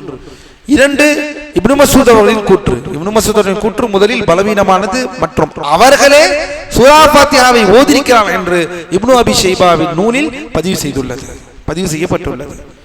இந்த இரண்டு விஷயங்களையும் இப்போது பார்த்து விட்டோம். எனவே அல்லாஹ்வின் அடியார் யாராவது உங்களிடம் ஓதக்கூடாது என்று சொன்னால் அழகிய முறையில் எத்திவையுங்கள். அல்லாஹ்வின் அடியார்களே, மதுஹபுகள் கருத்து மதுஹபுல் விஷயம் என்பது காலங்காலமாக இருக்கக்கூடிய ஒரு விஷயம்தான். ஏதோ மதுஹப் என்பது இணை வைப்பல்ல. மதுஹப் என்றால் அது ஏதோ ஒரு இல்லாத ஒரு மதுஹப் என்பது அல்லாஹ்வின் அடியார்களே ஃபிக்ஹ் சார்ந்து. இது ஏதோ இணை வைப்பாளர்கள் அவர்களுடைய அடையாளம், இணை வைப்பு பேசுபவர்கள் தான் மதுஹபை பேசுவார்கள் என்ற ஒரு தப்பான ஒரு எண்ணோட்டம் நம் ஊரில் இருக்கிறது, முக்கியமாக தமிழகத்தில். என்னவென்றால் ஃபிக்ஹ் விஷயங்களில் மதுஹபை பேசினால் ஏதோ இது இணை வைப்பாளர்களுக்குரிய ஒரு தனிப்பட்ட பேச்சு, அவர்கள் தான் இந்த மதுஹப் எல்லாம் பேசுவார்கள் என்பதை போல ஒரு தோற்றத்தை எதிர்பார்ப்பவர்கள் உருவாக்கிவிட்டார்கள். இதற்கு எதிராக விவாதம் செய்யக்கூடியவர்கள் மதுஹப் கூடாது, மதுஹப் செய்யக்கூடாது என்ற விஷயத்தை உருவாக்கி விட்டார்கள். இது உண்மையில் தவறான ஒரு விஷயம். மதுஹபுகள் இன்றி காலம் காலமாக ஃபிக்ஹ் விஷயங்களில் மதுஹபை எந்த விதத்தில் பார்க்க வேண்டுமோ தக்லீது செய்யாமல், கண்மூடித்தனமாக பின்பற்றாமல், குர்ஆன் சுன்னா ஆதாரத்தை தாண்டி செல்லாமல் மார்க்க விஷயங்களை நாம் புரிந்து கொள்ள இந்த மதம் என்ன கூறுகிறது, இந்த மதம் என்ன கூறுகிறது இப்போது படிக்கிறோமே, இது அவ்வளவு பிரயோஜனமான விஷயம். அப்போதுதான் ஒரு கருத்திற்கு, ஒரு விஷயத்திற்கு எத்தனை கருத்துகள் வந்துள்ளது, அவர்கள் என்ன ஆதாரத்தை முன்வைத்திருக்கிறார்கள். இப்போது பாருங்கள், கண்மூடித்தனமாக ஹனஃபி மذஹபில் சொல்கிறார்களா? அவர்களும் ஆதாரத்தை தான் முன்வைக்கிறார்கள். மதுஹப் கூடாது, மதுஹப் கூடாது, மதுஹப் கூடாது என்று ஏதோ இணை வைப்பு தர்கா விஷயத்தை போல அவர்கள் அடையாளம் போல இவர்களும் ஆக்கிக் கொள்கிறார்கள். அவர்களும் அந்த பிரச்சாரத்தை செய்து விட்டார்கள். மதுஹப் புத்தகங்கள் இல்லாமல், உலமாக்களுடைய வழிகாட்டுதலோடு மதுஹப் புத்தகங்கள் இல்லாமல் ஃபிக்ஹ் என்பதை எப்படி படிக்க முடியும் என்பதை உலமாக்கள் கேட்கிறார்கள். அல்லாஹ்வின் அடியார்களே, இதில் கவனமாக இருக்க வேண்டும், நடுநிலை பேண வேண்டும். தக்லீது செய்வது கூடாது. தக்லீதுக்கு எந்த வழியும் எந்த இடமும் இல்லை. குர்ஆன் சுன்னாவுக்கு மாறாக இருப்பது மேனி. எனவே அல்லாஹ்வின் அடியார்களே பாரக்கல்லாஹு ஃபீக்கும், இந்த விஷயத்தை நாம் தெளிவாக புரிந்து கொள்ள வேண்டும். ஃபாத்திஹா சூராவுடன் ஒரு சிறிய சூரா பற்றி சொன்னார்கள் அல்லவா? இதற்கு ஷேக் அரஃபாத் அவர்கள் சொல்கிறார்கள், ஃபாத்திஹா சூராவுடன் ஒரு சிறிய சூறாவையோ அல்லது சிறிய வசனங்களையோ ஓதுவதை ஆசிரியர் சிறந்ததாக கருதுகிறார். இது இப்னு அப்பாஸ் ரலியல்லாஹு அன்ஹு அவர்களுடைய ஹதீஸில் சில அறிவிப்புகள் இடம்பெற்றுள்ளது. உங்களுக்கு சில பேருக்கு இது புதிதாக இருக்கும். துணை சூரா ஓதலாமா ஜனாசா தொழுகையில்? நிறைய உலமாக்கள் இதில் ஜனாசா தொழுகை துணை சூரா ஓதலாமா என்ற விஷயத்தை சொல்லும் பொழுது அவர்கள் ஒரு ஜனாசா தொழுகையில் சூரா ஃபாத்திஹாவையும் ஒரு சூறாவையும் ஓதினார்கள் என்று வந்துள்ளது இப்னு அப்பாஸ் அவர்களின் செய்தி. நமக்கு பின்னால் இருந்தவர்களுக்கு கேட்கும் வண்ணமாக சத்தமாக ஓதினார்கள். அவர்கள் முடிந்ததும் மக்கள் அதை குறித்து கேட்டபோது இது நபியின் சுன்னாவாகும், இதுவே ஹக் என கூறினார்கள். துணை சூரா ஓதுவதை பற்றி கேட்கும் பொழுது இது நபியின் சுன்னாவாகும், இதுவே சத்தியம் என்றும் கூறியுள்ளார்கள் இப்னு அப்பாஸ். எனவேதான் இப்னு அப்பாஸ் ரஹிமஹுல்லாஹ் அவர்கள், அல்லாஹ்வின் அடியார்கள், இன்னொரு கேள்வி சில பேர் கேட்டார்கள், இப்னு பாஸும் இப்னு அப்பாஸும் சொந்தக்காரர்களா ஒன்றா என்றெல்லாம் கேட்கிறார்கள். அல்லாஹ்வின் அடியார்கள், இப்னு அப்பாஸ் என்பவர்கள் சஹாபி, மாபெரும் சஹாபி, சரியா? இப்னு அப்பாஸ் என்பவர்கள் பெரும் சஹாபியாக இருக்கக்கூடியவர்கள். இப்னு அப்பாஸ் எப்போது மரணித்தார்கள்? இப்னு அப்பாஸ் யாருக்காவது தெரியுமா? இந்த வருடம் மதா தூஃபியா இப்னு அப்பாஸ்? 68. இப்னு பாஸ் அதாவது 68 என்றால் ஏறத்தாழ 690 700 இங்கிலீஷ் கேலண்டர் 700.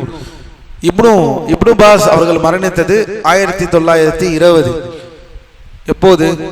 1999 எங்க இருக்கிறது?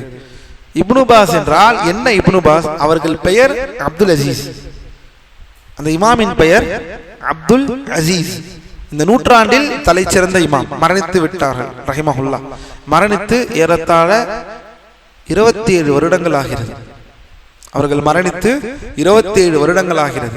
இந்த நூற்றாண்டின் ஒரு தலை சிறந்த இமாம், இந்த நூற்றாண்டிற்கான ஒரு இமாமாக பார்க்கப்படுபவர்கள் தான் அப்துல் அசீஸ் இப்னு அப்துல்லாஹ் இப்னு பாஸ். அவர்கள் பாட்டனார் பெயர் பாஸ், அப்துல் அசீஸ் இப்னு அப்துல்லாஹ் இப்னு பாஸ், இதுதான் அவர்களின் பெயர். அவர்கள் சுருக்கமாக எப்படி கூறுவோம்? இப்னு பாஸ் என்று அவர்கள் அழைக்கப்படுவார்கள். அவர்கள் பெயர் அப்துல் அசீஸ், அந்த இமாமுடைய பெயர் அப்துல் அசீஸ். 27 வருடத்திற்கு முன்னால் மரணித்தவர்கள் ரஹிமஹுல்லாஹ். இவர்களும் முதலில் ஒன்றல்ல என்பதை புரிந்து கொள்ளுங்கள். சரி, அடுத்ததாக இந்த அறிவிப்பில் இப்னு அப்பாஸ் அவர்கள் இவ்வாறு சொல்கிறார்கள். இன்னொரு பாருங்கள், இப்னு முந்திர் ரஹிமஹுல்லாஹ் அவர்கள் தன் நூலில் பதிவு செய்கிறார்கள், முதல் தக்பீருக்கு பிறகு ஃபாத்திஹா சூராவை ஓத வேண்டும். ஃபாத்திஹா சூராவுடன் ஒரு சிறிய சூராவை ஓதினால் அது இன்னும் நல்லது என்று இப்னு முந்திர் ரஹிமஹுல்லாஹ் பதிவு செய்கிறார்கள். எனவே அல்லாஹ்வின் அடியார்களே, இதிலிருந்து என்னவென்றால் சூரா ஃபாத்திஹாவோடு துணை சூரா ஓதினால் தவறு எதுவும் இல்லை. இது ஒரு தொழுகை என்பதற்கு ஆதாரமாக இருக்கிறது என்பதை புரிந்து கொள்ளுங்கள்.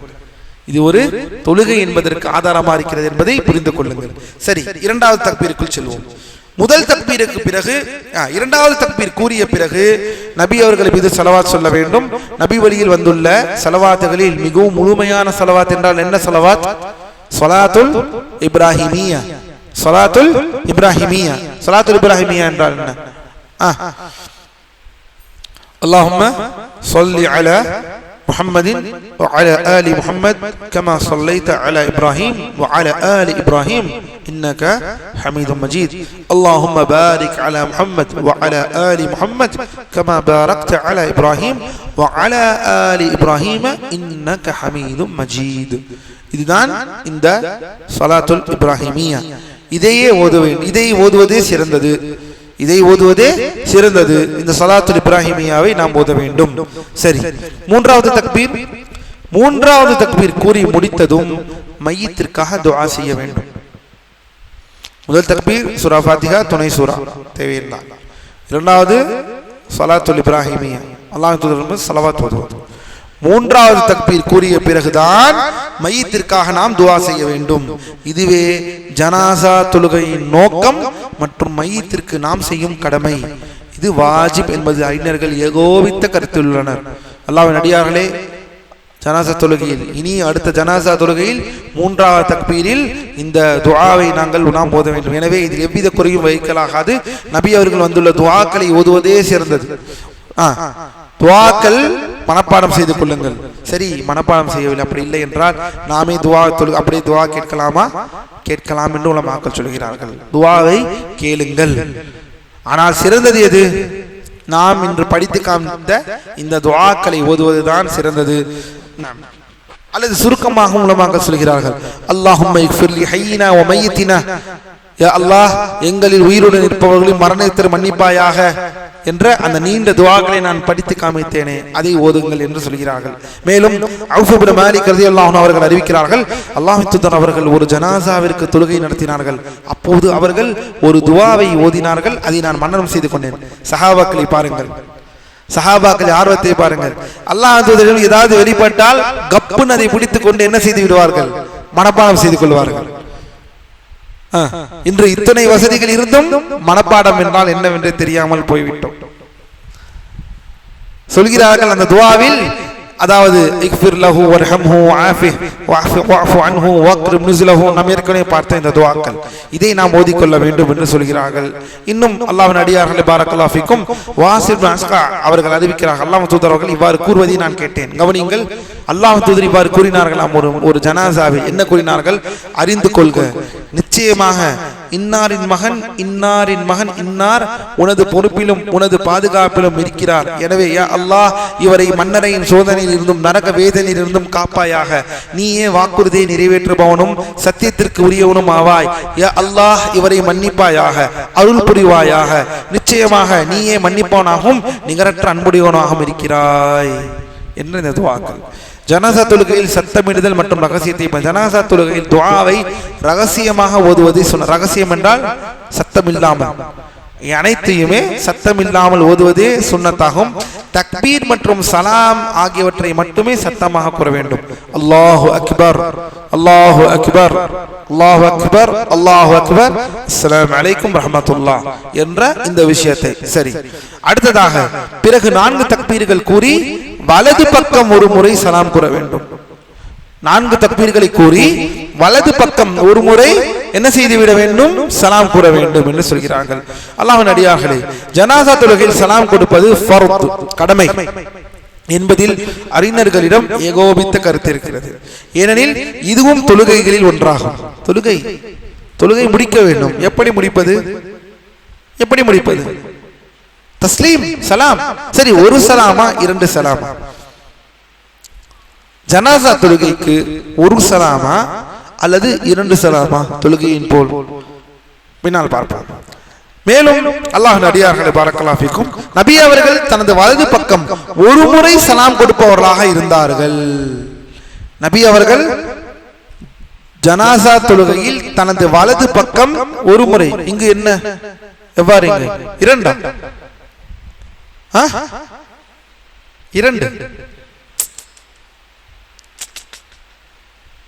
எல்லா இடங்களிலும் மாற்ற வேண்டும். பார்ப்போம், பின்னால் பார்ப்போம். மேலும் சஹாபாக்கள் பலரும் ஒரு முறை சலாம் கொடுத்துள்ளனர். இதுவே சரியான கருத்தாகும். சஹாபாக்கள் பலரும் ஒரு முறையை சலாம் கொடுத்துள்ளனர். இதுவே சரியான கருத்தாகும். ஏனெனில் அல்லாஹ்வின் தூதர் ஸல்லல்லாஹு அலைஹி வஸல்லம் அவர்களின் தோழர்கள் இதன்படியே செயல்பட்டனர். சஹாபா வலி என்று சொல்கிறோம், சஹாபா வலி என்று சொல்கிறோம். ஏனெனில் அல்லாஹ்வின் தூதர் அவர்கள் தோழர்கள் இதன்படியே செயல்பட்டனர். சுன்னாவை பற்றி மற்றவர்களை விட அவர்களே நன்கு அறிந்தவர்கள். அவர்கள் ஒரு முறைதான் கொடுத்திருக்கிறார்கள். அல்லாஹ்வின் தூதர் ஸல்லல்லாஹு அலைஹி வஸல்லம் அவர்கள் தொழுகையில் நேரில் பங்கெடுத்து அதனை மனனம் செய்தவர்களும் அவர்களே. அல்லாஹ்வின் தூதர் ஸல்லல்லாஹு அலைஹி வஸல்லம் தொழுகையில் நேரடியாக பங்கெடுத்து அவர்களை பார்த்து அறிவிக்கப்பட்டவர்கள். அவர்களை விட அதிகமாக தெரிந்தவர்கள் யாராக இருக்க முடியும் அல்லாஹ்வின் தூதரை பற்றி? நாம் பாருங்கள், அல்லாஹ்வின் அடியார் இப்னு முன்திர் ரஹிமஹுல்லாஹ் அவர்கள் சொல்கிறார்கள். இப்னு முன்திர் ரஹிமஹுல்லாஹ், இப்னு முன்திர் யார் தெரியுமா? இப்னு முன்திர் பெரிய இமாம். அதாவது இப்னு முன்திர் எப்படிப்பட்ட இமாம் என்று சொன்னால், அல்லாஹ்வின் அடியார்களே, ஆரம்ப காலத்தில் சலஃபுகள் காலத்தில் 100, 200, ஏனெனில் அவர்கள் மரணித்தது ஏறத்தாழ 318. ஆரம்ப காலத்தில் இந்த உம்மத்தில் நிலவின இஜ்மாவை எல்லாம் தொகுத்தவர்களில் அவர் ஒருவர். இஜ்மா என்றால் என்ன? ஹிலாஃபே இல்லாத சட்டங்கள். இதில் ஹிலாஃபே இல்லை. மதுஹப் இந்த மதுஹப் அந்த மதுஹப், இமாம்கள் சஹாபி எந்த ஹிலாஃபும் இல்லை. ஒற்றை கருத்து. இதில் ஹிலாஃப் இல்லாத விஷயங்களை ஒன்று திரட்டுபவர்கள் இமாம்களில் இவரும் ஒருவர். யார்? இப்னு முன்திர். அவருடைய ஃபேமஸான ஒரு நூல் இருக்கிறது, யாருக்காவது தெரியுமா? இப்னு முன்திர் ரஹிமஹுல்லாஹ்வுடைய ஒரு ஒரு பிரசித்தி மிக்க ஒரு நூல். கூகுள் டைப்பிங் எழுதி வச்சது. அல் இஜ்மா அல் அவுசத், அவுசத் என்ற ஒரு நூல். இப்னு முன்திர் ரஹிமஹுல்லாஹ்வுடைய ஒரு நூல் அல் அவுசத். அல் அவுசத் என்ற இந்த நூல் முற்காலத்தில் ஆரம்ப காலத்தில் இஜ்மாக்கள் அனைத்தும் சேகரிக்கப்பட்ட விஷயம். அந்த நூலிலிருந்து ஒரு விஷயத்தை ஷேக் அரஃபாத் அவர்கள் இங்கு பதிவு செய்கிறார்கள். இப்னு முன்திர் அவர்கள் கூறுகிறார்கள், நான் எவர்களிடமிருந்து கல்வி கற்றேனோ அந்த மார்க்கறிஞர்கள் அனைவரும் ஒரு சலாம் மட்டும் கொடுப்பவரின் தொழுகையில் செல்லும் என்று அனுமதிக்கின்றனர்.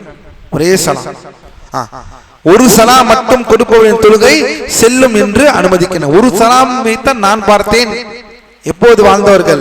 1200 வருடத்திற்கு முன்னால் வாழ்ந்தவர்கள் ஒரு இமாம் அவர்கள் பதிவு செய்கிறார்கள், நான் பார்த்த எல்லா ஆசிரியர்களும் மார்க்கத்தில் முஸ்லிம்கள் இமாம்கள் ஜனாசா தொழுகைக்கு சலாம் என்றால் அது ஒரு சலாம் என்று சொல்கிறார்கள்.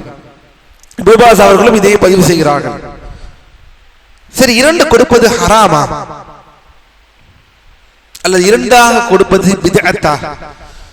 2 சலாம் கொடுக்கிறார்கள், இது ஹராமா இது பித்அத்தா? உலமாக்கள் என்ன சொல்கிறார்கள் பாருங்க. ஷேக் அரஃபாத் அவர்கள் கூறுகிறார்கள், நான் கூறுகிறேன், நபி அவர்களின் தொழுகையில் இருந்து வெளியேறுவது சலாம் கொடுப்பது ஆகும் எனும் கூற்று இதனை உறுதிப்படுத்துகிறது. தஸ்லீம் என்பது பாரக்கல்லாஹு ஃபீக்கும் ஹனஃபி மற்றும் பாருங்கள் எண்ணிக்கை தானாவே குறிக்காது என்பதால் முதலில் சலாம் என்று சொல்லிவிட்டால் தஸ்லீம் என்பது அது ஒரு தொழில் பெயர், மஸ்தர். அதே மஸ்தரில் எண்ணிக்கை எல்லாம் வெளிவராது.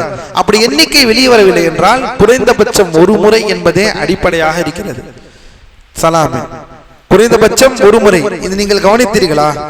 இது வெறும் இந்த தொழுகைக்கல்ல, பொதுவான தொழுகைக்கும் சில விஷயங்கள் இருக்கிறது. இப்போது தொழுகையை ரக்காத்தை விட்டவர்கள் நீங்கள் கவனித்தீர்கள் என்றால் தெரியும், ரக்காத்தை விட்டவர்கள் கதா இருக்கும், அவருக்கு எந்திரித்து தொழ வேண்டிய நிலை இருக்கும். எப்போது பெரும்பாலான மக்கள் எந்திரித்து தொழுகிறார்கள்? முதல் சலாமை கேட்ட உடனே என்ன செய்கிறார்கள்? தொழுது விடுகிறார்கள், எந்திரித்து விடுகிறார்கள். பொதுவாகவே அல்லாஹ்வின் அடியார்களே, கடமையான தொழுகையிலேயே சலாம் என்பதில் ஒரு சலாம் என்பது குறைந்தபட்சத்தில் தொழுகை முடிந்து விடுகிறதா, தொழுகையை அது முடித்து விடுகிறது என்று சொல்கிறார். ஒரு சலாம் தொழுகையை முடித்து விடும், எந்த தொழுகையாக இருந்தாலும். அதனால்தான் தெரிந்தோ தெரியாமலோ முஸ்லிம்களில் சலாம் சொல்லும் பொழுது அந்த ஒரு சலாம் என்று சொல்லி திரும்பும் பொழுதே மக்கள் என்ன செய்து விடுவார்கள்? எந்திரித்து விடுவார்கள். சில பேர் இமாம் முழுமையாக முடிக்கும் வரை நாம் அவரை பின்பற்ற வேண்டும். அதனால் அப்படியே இருந்து அவர் 2ஐயும் முடித்ததற்கு பிறகு இதையெல்லாம் இன்ஷா அல்லாஹ் தொழுகை சட்டத்தில் விரிவாக பார்ப்போம். அதற்குரிய நேரம் இதில்லை, கவனியுங்கள். ஹனஃபி மற்றும் ஷாஃபிஈ மத்ஹபினர், ஹனஃபி மற்றும் ஷாஃபிஈ நம் ஊரில் இருப்பவர்கள், ஹனஃபி மற்றும் ஷாஃபிஈ மத்ஹபினர் ஒரு முறை சலாம் கொடுப்பது அனுமதி என்ற போதிலும் இருமுறை சலாம் கொடுப்பதையே கருத்தையே அவர்கள் கொண்டுள்ளார்கள். ஹனஃபி மற்றும் ஷாஃபிஈ மத்ஹபினர் நம்மூரில் இந்தியாவில் ஒரு முறை சலாம் கொடுப்பது அனுமதிக்கப்பட்டது என்று இருந்த போதிலும் இருமுறை சலாம் கொடுப்பது கருத்தை அவர்கள் கொண்டுள்ளனர். தொழுகைக்கு இருமுறை சலாம் உண்டு எனும் பொதுவான ஆதாரங்களையும் நபி அவர்கள் ஜனாசா தொழுகையில் சாதாரண தொழுகையை போன்றே சலாம் கொடுத்தார்கள் என்னும் இப்னு மஸ்ஊத் அவர்களுடைய ஹதீஸையும் இவர்கள் ஆதாரமாக கொள்கிறார்கள். பொதுவாக தொழுகையில் எத்தனை சலாம் இருக்கும்? 2 சலாம். அப்போ அதே தான் 2 சலாம் சொல்லுங்க தொழுகையில. இது ஜனாசா தொழுகை. சரி, இதெல்லாம் அல்ஹம்துலில்லாஹ், சந்தோஷம், பாரக்கல்லாஹு ஃபீக்கும். ஆனால் ஜனாசா தொழுகைக்கென்று பிரத்யேகமாக அல்லாஹ்வின் தூதர் ஒரு ஹதீஸ் இருக்கிறதே, அதை பின்பற்றுவது என்ன தவறு? இது பொதுவான ஆதாரங்கள். தொழுகையில் அல்லாஹ்வின் தூதர் ஸல்லல்லாஹு அலைஹி வஸல்லம் எல்லா தொழுகையிலும் 2 சலாம் கொடுத்திருக்கிறார்கள், யாரும் மறுப்பதில்லை. ஆனால் ஜனாஸா தொழுகைக்கு பிரத்யேகமாக அல்லாஹ் ஒரு முறை செய்தார் என்றால் அதை நாம் செய்ய வேண்டாமா? அந்த சுன்னத்தை நாம் பின்பற்ற வேண்டாமா? அதை எந்த காரணத்திற்காக நாம் அதை விடுகிறோம்? சரி, ஷேக் அவர்கள் என்ன சொல்கிறார்கள் என்பதை பார்ப்போம். தொழுகைக்கு இருமுறை சலாம் உண்டு என்று பொதுவான இவர்கள் ஆனால் இருப்பினும் இதில் விசாலமான தன்மை இருப்பதை நான் சரியாதாக தெரிகிறது. அல்லாஹ்வின் நன்கு ஷேக் அரஃபாத் அவர்கள் சொல்கிறார்கள், ஒருவர் இருமுறை சலாம் கொடுத்தால் அதில் தவறேதும் இல்லை. ஷேக் அரஃபாத் சொல்கிறார்கள், ஒருவர் இருமுறை சலாம் கொடுத்தால் அதில் தவறு ஏதும் ஒருவர் இருமுறை சலாம் கொடுத்தால் அதில் தவறு ஏதும் இல்லை. ஆனால் ஒரு முறை சலாம் கொடுப்பதே மிகவும் சிறந்ததும் முழுமையானதாகும். எப்போது இந்த சுன்னத்தை பின்பற்ற போகிறோம்? எப்போது சுன்னத்தை பின்பற்ற போகிறோம்? ஏனெனில் நபி அவர்களை நேரடியாக செல்லும் மர்ஃபூ ஹதீஸ்கள் ஆதாரபூர்வமானவை இதுதான் நமக்கு உணர்த்துகிறது. மேலும் பல சஹாபாக்களும் தாபியீன்களும் இதையே செய்துள்ளனர். இது இமாம் மாலிக் ரஹிமஹுல்லாஹ் அவர்கள் மற்றும் இமாம் அஹ்மத் மாலிக் இமாம் அஹ்மதுடைய மذஹபின் கூற்றாகும். ஒரு முறை தான் சிறந்தது. ஹனஃபி மற்றும் ஷாஃபிஈ மذஹபில் 2, ஆனால் சிறந்தது ஒரு முறை. ஏனெனில் இதற்கு பிரத்யேகமாக ஆதாரங்கள் வந்துள்ளது. சஹாபாக்கள் இதை செய்தார்கள், பிரத்யேகமாக ஆதாரம் வந்துள்ளது. சுன்னாவை ஹயாத்படுத்துங்கள், அல்லாஹ்வின் அடியார்களே, சுன்னத்தை ஹயாத்தாக்குங்கள், சுன்னத்தை தயவு செய்து ஹயாத்தாக்குங்கள். அல்லாஹ் நமக்கு நேர்வழி செலுத்துவானாக. ஒவ்வொரு தக்பீரின் போதும் இரு கைகளை உயர்த்துவது சுன்னத்தாகும். இப்னு பாஸ் ரஹிமஹுல்லாஹ் அடுத்தது கூறுகிறார்கள், ஒவ்வொரு தக்பீரும் சரி, ஒவ்வொரு தக்பீருக்கும் கையை உயர்த்த வேண்டுமா அல்லது முதல் தக்பீருக்கு கையை உயர்த்தினால் போதுமானதா? இது என்ன கூட்டளிக்கிறது? இதுவே பெரும்பாலான சஹாபாக்களின் கருத்தாகும். என்ன? ஒவ்வொரு தக்பீருக்கும் கையை உயர்த்துவது. அல்லாஹு அக்பர், அல்லாஹு அக்பர். இது இதில் மட்டுமல்ல, பெருநாள் தொழுகைக்கும் இதே சட்டம் என்றே சொல்கிறார். ஒவ்வொரு தக்பீருக்கும் கையை உயர்த்துவதுதான் பெரும்பாலான சஹாபாக்களின் கருத்தாகும். இமாம் திர்மிதி ரஹிமஹுல்லாஹ் அவர்கள் கூறுகிறார்கள். இமாம் திர்மிதி யார் அவர்கள்? இமாம் திர்மிதி யார்? சுப்ஹானல்லாஹ், திர்மிதி தெரியாதா? ஜாமிஅ திர்மிதி நூலின் ஆசிரியர், ஹதீஸ் நூல். எப்போது மரணித்தார்கள் சார்? மத்தா தௌஃபிய திர்மிதி?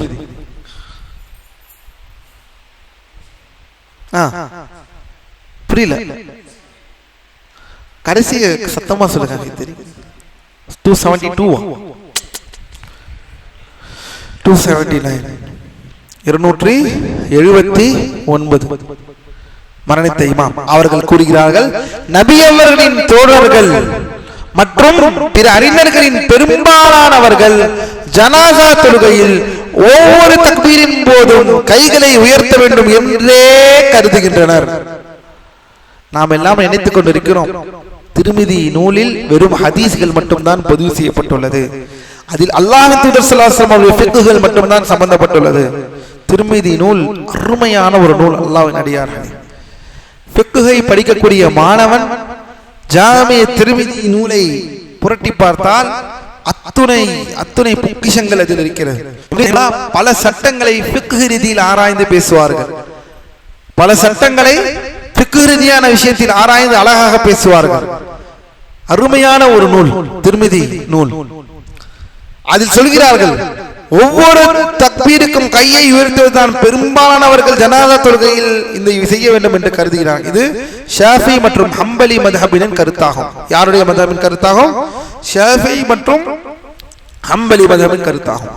மேலும் அல்லாஹ்வின் அடியார்களே, இப்னு உமர் ரலியல்லாஹு அன்ஹு அவர்களும் ஜனாஸா இருக்கும் போது ஒவ்வொரு தக்பீரின் போது கையை உயர்த்தினார்கள். சரி, ஆனால் ஹனஃபி மذஹபினர் மற்றும் மாலிக் மذஹபினர் மற்றும் வாஹிரி மذஹபினர் இவர்கள் மூவரும் முதல் தக்பீரை தவிர மற்ற தக்பீர்களில் கைகளை உயர்த்துவது சுன்னத் அல்ல என்று கருதுகின்றனர். யார் அவர்கள்? மாலிகி மذஹபும், ஹனஃபி மذஹப், மாலிகி மذஹப், வாஹிரி மذஹப் இவர்கள் மூவரும் ஒரு தக்பீரை தவிர, முதல் தக்பீரை தவிர மற்ற தக்பீர்களுக்கு கைகளை உயர்த்துவது சுன்னத்தல்ல என்று கருதுகின்றனர். இப்னு மஸ்ஊத் அவர்கள் வழியாக நபி அவர்களுக்கு இணைத்து கூறப்படும் செய்தி அவர்கள் கூறுகிறார்கள். என்ன? நபி அவர்கள் முதல் தக்பீரின் போது கையை உயர்த்தினார்கள், பின்பு அதனை திரும்ப செய்யவில்லை. இது தொழுகையிலும் இதை சொல்கிறார்கள். தொழுகையிலும் ஹனஃபி மதுஹபினர் ஒரு தக்பீரை தவிர வேறு எதற்கும் கையை உயர்த்தக்கூடாது என்பதற்கு ஆதாரம் இதே இப்னு மஸ்ஊத் ரலியல்லாஹு அன்ஹு ஹதீஸை தான் ஆதாரமாக காட்டுகிறார்கள். அதையுமே ஜனாஸா தொழுகைக்கும் ஆதாரமாக கொண்டு வருகிறார்கள். அதையுமே ஈதுடைய தொழுகைக்கும் ஆதாரமாக கொண்டு வருகிறார்கள். பாருங்கள், ஒரே ஹதீஸ் இப்னு மஸ்ஊத் அவர்களுடைய ஹதீஸ் ரலியல்லாஹு அன்ஹு ஹதீஸ், அல்லாஹ்வின் தூதர் நபி அவர்கள் முதல் தக்பீரின் போது கைகளை உயர்த்தினார்கள், பிறகு அதனை திரும்பச் செய்யவில்லை, பிறகு அவர்களை அதனை திரும்பச் செய்யவில்லை என்ற இந்த ஹதீஸை பொதுவான தொழுகை, ஜனாசா தொழுகை, பெருநாள் தொழுகை என்ற எல்லா தொழுகைக்கும் இதை ஆதாரமாக கொண்டு வருகிறார்கள். அல்லாஹ்வின் அடியார்களே, பாரக்கல்லாஹு ஃபீக்கும், தக்பீர்கள் கைகளை உயர்த்த தேவையில்லை எனும் முந்தைய வாதத்திற்கு நாம் இரு வழிகளில் இரு கோணங்களில் பதிலளிக்கலாம் என்று ஷேக் அரஃபாத் சொல்கிறார்கள். ஹனஃபி மதம் கூற்றுக்கு பதிலளிக்கிறார்கள் ஷேக் அரஃபாத். கவனமாக கவனியுங்கள். முதலாவது, அந்த ஹதீஸ் பலவீனமானது.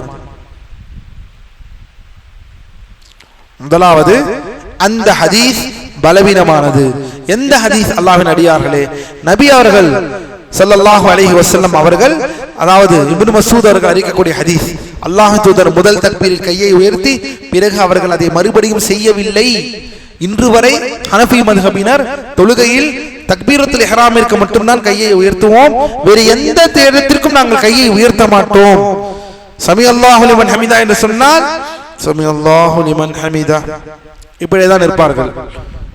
எல்லா இடத்திலும் முதல் தக்பீரை தவிர வேறு எதிலும் அவர்கள் கையை உயர்த்த மாட்டார்கள். இதற்கு ஆதாரமாக அவர்கள் சொல்வது இப்னு மஸ்ஊத் அவர்களுக்கு இந்த ஹதீஸ் முதலில் பலவீனமானது, தஈஃப். முதல் விஷயம் இது, முதல் விஷயம். சரி, அவர்கள் தனது இந்த ஹதீஸ் பலவீனமானது, அது ஆதாரமாகாது. இமாம் புகாரி ரஹிமஹுல்லாஹ் அவர்கள் தனது ஜுஸ்உ ரஃபுல் யதைன், கைகளை உயர்த்தல் குறித்த நூல் என்ற நூல் இதை இதற்கு புகாரி ரஹிமஹுல்லாஹ் எல்லாருக்கும் தெரியும். யார் அவர்கள்? இமாம் புகாரி. ஹாரிஸ், இமாம் புகாரி யார்? இமாம். இமாம் தான், யார் இல்லை என்று சொன்னார், பெரிய இமாம். இமாம் புகாரி யார்? குர்ஆனிற்கு பிறகு, அல்லாஹ்வுடைய திருமறைக்கு பிறகு மாபெரும் முஸ்லிம்களின் ஒரு களஞ்சியம், ஆதாரமான ஒரு நூல் என்றால் அது என்ன? சஹீஹ் புகாரி. இமாம் புகாரி எப்போது மரணித்தார்கள்? 256, 256. இமாம் புகாரி ரஹிமஹுல்லாஹ் அவர்கள் ஒரு நூல் எழுதியிருக்கிறார்கள் தெரியுமா? ஃபிக்ஹ் விஷயத்தில். என்ன நூல்? தொழுகையில் கைகளை உயர்த்துவது சட்டம். தெரியுமா? தெரியாது. இமாம் புகாரி யாரோ ஒரு இமாமை பற்றி பேசவில்லை. இமாம் புகாரி அவர்களிடம் ஃபிக்ஹில் நூல் எழுதியிருக்கிறார்கள். இமாம் புகாரி ஏதோ ஹதீஸை மட்டும் திரட்டுபவர்கள், ஹதீஸை திரட்டுபவர்கள் எல்லாம் இமாம்கள், அல்லாஹ்வின் அடியார்களே, பெரும் கல்வியாளர்கள், அதை மறந்து விடாதீர்கள். பெரும் பெரும் இமாம்கள். அதில் இமாம் புகாரி தொழுகையில் கைகளை உயர்த்துவது என்று ஒரு நூலையே எழுதியிருக்கிறார்கள். ஒவ்வொரு நேரத்திலும் எவ்வளவு எப்போது கையை உயர்த்த வேண்டும், எந்தெந்த இடத்துக்கு கையை உயர்த்தக்கூடாது என்று சொல்பவர்களுக்கான மறுப்பு என்று மறுப்பளித்திருக்கிறார்கள் அந்த நூலில். அந்த நூலில் ஹனஃபி மத்ஹப் அவர்கள் இப்னு மஸ்ஊத் அவர்கள் இந்த ஹதீஸை எதை ஆதாரமாக கொள்கிறார்களோ அந்த ஹதீஸ் பலவீனமானது என்பதை தெளிவுபடுத்துகிறார்கள் இமாம் புகாரி. எந்த நூலில்? அவர்களுடைய ரஃபுல் யதைன் என்ற நூலில். ரஃபுல் யதைன், கைகளை உயர்த்துவது என்ற அந்த நூலில் இப்னு மஸ்ஊதுடைய அந்த அறிவிப்பை பலவீனம் என்று விவரிக்கிறார்கள். இமாம் புகாரி ஒரு ஹதீஸை பலவீனம் என்று சொல்லிவிட்டால் முடிந்தது என்ற அளவிற்கு, அல்லாஹ் நாடினால் மனிதன் அடிப்படையில் தவறு என்பது வரும், அதில் மாற்று கருத்து இல்லை. ஆனால் இமாம் புகாரி ஒரு ஹதீஸை பலவீனமானது என்று சொல்லிவிட்டாலோ, இமாம் புகாரி ஒரு ஹதீஸை சஹீஹ் என்று சொல்லிவிட்டாலோ அதை மாற்றுவது அவ்வளவு எளிதல்ல என்று உலமாக்கள் சொல்கிறார்கள். ஏனால் இமாம் புகாரி ரஹிமஹுல்லாஹ் இந்த கல்வி, இந்த துறையின் இமாம், இந்த துறையின் இமாம். அவர்கள் ஹனஃபி மத்ஹபினர் சொல்லக்கூடிய கையை உயர்த்தக்கூடாது என்று அவர்கள் எதற்கு ஆதாரமாக சொல்கிறார்களோ அந்த ஹதீஸ் பலவீனமானது. இது முதல் பதில். இரண்டாவது கோணத்திற்கு பதில் பார்ப்போம். அவர்கள் பரா ரலியல்லாஹு அவர்கள் அறிவிக்கும் செய்தியை ஆதாரமாக கொள்கிறார்கள். என்ன? அல்லாஹ்வின் தூதர் அவர்கள் தொழுகையை தொடங்கும் போது தனது கைகளை காதுகளுக்கு அருகில் உயர்த்தினார்கள், பிறகு அதனை திரும்ப செய்யவில்லை. இந்த விஷயமும் அல்லாஹ்வின் அடியார்களே, இந்த விஷயம் பாரக்கல்லாஹு ஃபீக்கும், இதுவும் இந்த அறிவிப்புகள் விவரங்கள் ஏற்கனவே கொள்ளப்பட்டன, இதுவும் பலவீனமான செய்தி. இரண்டுமே பலவீனமான செய்தி என்பதை நாம் புரிந்து கொள்ள வேண்டும். அல்லாஹ்வின் அடியார்களே, இரண்டுமே பலவீனமான செய்தி என்பதை நாம் புரிந்து கொள்ள வேண்டும். எனவே ஒவ்வொரு தக்பீருக்கும் கையை உயர்த்துவதுதான் சுன்னா. இதுவே சஹாபாக்கள் செய்திருக்கிறார்கள், இதுவே காலம் காலமாக செய்யப்பட்டுள்ளது. எனவே அல்லாஹ்வின் அடியார்களே, கைகளை உயர்த்தாமல் இருக்காதீர்கள். தயவு செய்து அல்ஹம்துலில்லாஹ் கையை உயர்த்துங்கள். அதுவே சுன்னத்தாக இருக்கிறது. அது ஜனாசா தொழுகையாக இருந்தாலும் சரி, பெருநாளுடைய தொழுகையாக இருந்தாலும் சரி, அல்லாஹ் நம்மை நேர்வழியை செலுத்துவானாக. அல்ஹம்துலில்லாஹ், நிறைய விஷயங்களை இந்த வகுப்பில் பார்த்தோம். ஜனாசாவுடைய தொழுகையுடைய சட்டத்தில் இதுவரை இங்கு வரை வந்திருக்கிறோம். அடுத்ததாக நாம் பார்க்க இருக்கக்கூடிய சட்டம் அடுத்த வாரம் அல்லாஹ் நாடினால் பெண்கள் மையத்திற்கு என்ன சொல்ல வேண்டும் முன்னால் அமர்ந்தால், அதோடு சிறுவர்களுக்கான ஜனாசா துவா என்ன சொல்ல வேண்டும், பெண்கள் இருந்தால் அவர்களுக்கு என்ன சொல்ல வேண்டும், சிறுவர்களாக இருந்தால் என்ன ஜனாசா அவர்கள் சொல்ல வேண்டும் என்று அடுத்தடுத்த சட்டங்கள். ஏனெனில் தொழுகை முடிந்தால்தான் எந்த சட்டத்திற்கு போவோம்? தஃபன், அடக்கம் செய்யக்கூடிய சட்டம் எல்லாம் இருக்கிறது. மன்னரை சட்டங்கள் இன்னும் இருக்கிறது. அல்லாஹ் நாடினால் இந்த சட்டங்கள் அனைத்தையும் படித்து பயன்பெறக்கூடிய சமூகமாக அதை நம் மக்களுக்கு மத்தியில் கொண்டு செலுத்தும். இதெல்லாம் படித்துவிட்டு குளிப்பாட்டும் இடத்தில் நீங்கள் இல்லை என்றால் இதெல்லாம் எதற்காக படிக்கிறீர்கள்? இந்த கல்வியை வாங்கினவர்கள் தான் இந்த கல்வியை செயல்படுத்த முடியும். எனவே இதில் ஆர்வம் கொள்ளுங்கள். நம் முஸ்லிம்களுடைய ஜனாசாவில் கலந்து கொள்ள பாருங்கள். ஆம், நம்மை விடமாட்டார்கள், நம்மை விட எங்களுக்குத்தான் அதிகமாக தெரியும் என்று வாதிடுவார்கள். சபுராக இருங்கள். சபுராக இருந்து இந்த சுன்னாவை நிலைநிறுத்த பாருங்கள். இந்த அடையாளத்தை மேற்கொள்ளுங்கள். அல்லாஹ் நம்ம அனைவருக்கும் எளிதாக்கி தருவான். மேலும் அல்லாஹ்வின் அடியார்களே, நாளை வாரம் ஆரம்பித்து விட்டது.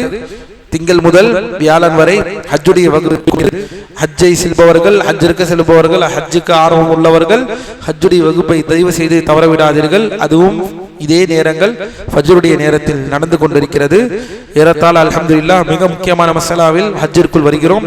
எதை கேட்டோம் அதன்படி செயல்படுகிற மக்களாக அடுத்த வாரம் இன்ஷா அல்லாஹ் சனிக்கிழமை ஜனாசா வகுப்பை நாம் தொடருவோம். சுப்ஹானக்கல்லாஹும்ம பிஹம்திக அஷ்ஹது அல்லா இலாஹா இல்லா அன்த அஸ்தக்ஃபிருக வ அத்தூபு இலைக். السلام عليكم ورحمة الله وبركاته. بيننا وبينكم السلف، بيننا وبينكم الكتب. كان أحمد يقول البدع بيننا وبينكم الجنائز.